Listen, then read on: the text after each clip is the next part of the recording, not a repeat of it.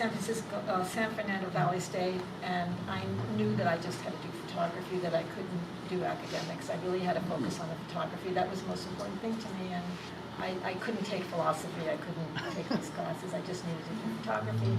So that's why I decided to go to SF State. And I knew my parents really couldn't afford it, so I always had several jobs in order to help it along, and I got a scholarship. So you got a scholarship to SFAI? Partially, and then I had the other jobs. I had several jobs. I worked in a dress shop. Anywhere I could get a job. And what was the role of SFAI for you? I felt like a circle and a square in that situation. I wasn't. I didn't really like the photography. The other students. So what drew you there? Like why? Because I didn't have to take any academic classes. Oh, okay. This is the practical stuff. Yeah. So you said I can't do these other academic subjects. No, I did have to take practical academic classes, but if it wasn't for Joe, I wouldn't have passed them. So then SFAI was like, this is the place. Yeah. And the minute I got there, I knew that was the place. Yeah. But not for the photography. Well, I once mean, I got, it was sad because they didn't respond to my work, you know. Yeah, So you it told was, me that. it's You said very that- sad. I just was in the background, and I just continued to do my work, and, you know, they're all very hip. All the people are very hip. I wasn't hip at all. I was just busy photographing. I didn't smoke pot or any of that other stuff.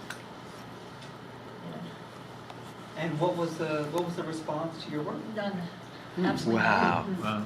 Wow. Zero.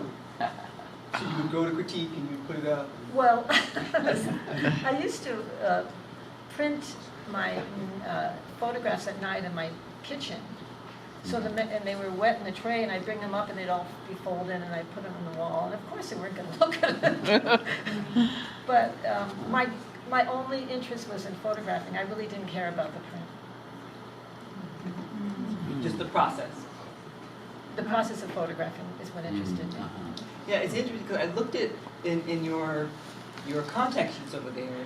I was looking at them thinking that you were working on, trying to figure out what images you would enlarge and what you would do, but that's not what you were doing. There's like little squares around. But then I got to one where there's a long rectangle. And it's like, okay, I don't know what print she's making out of this one. So what are you? I think I saw them as future photographs, textual studies. The graphics of it they were great for not photographs, for paintings.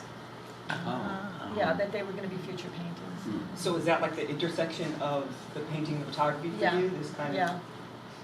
Wow.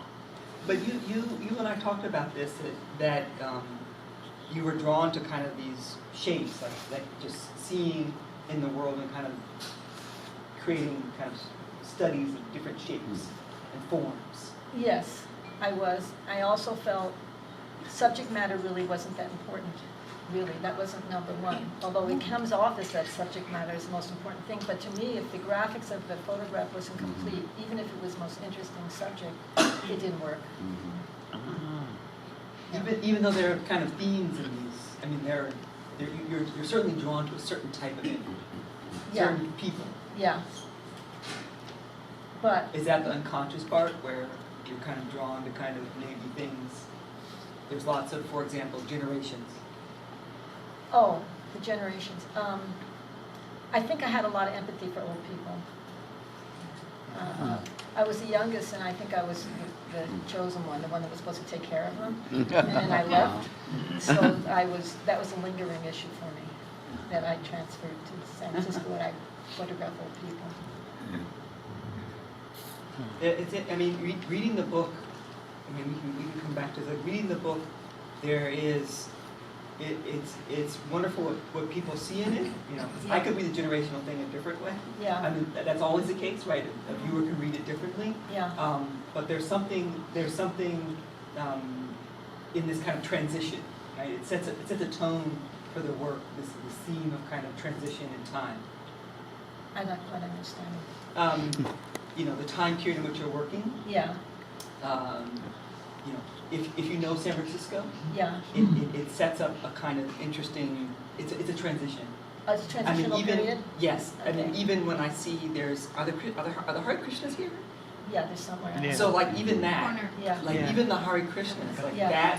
that's a moment when they that was a picking up moment. here. That was a moment, Yeah, right? It's a moment before urban renewal.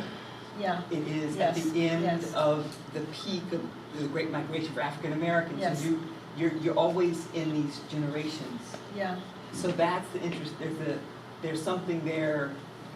You're setting up in the subject matter between Without the generations you yeah. photograph, Mhm, and then what's actually happening. mhm, Because we talked about Manila Town. mhm. Is that here? Yeah, there's one photograph. Yeah, talk about that. That was across from the I Hotel. Mm. It was a billiard hall, and women were not supposed to go in there, but I didn't care. So I just went in and photographed, but I mean, the whole, oh my gosh, history. It's so important, and we're not documenting it, and that's really upsetting, you know. Even right now, we're not documenting it, and I'm so glad I documented that. You know. Yeah. I mean, for people who don't know, this Yeah, years after your photograph, yeah, this predominantly Filipino hotel where elderly Yeah. people were served yeah, becomes, they are forcibly evicted for some other kind of redevelopment project, and the Yeah. community fights back.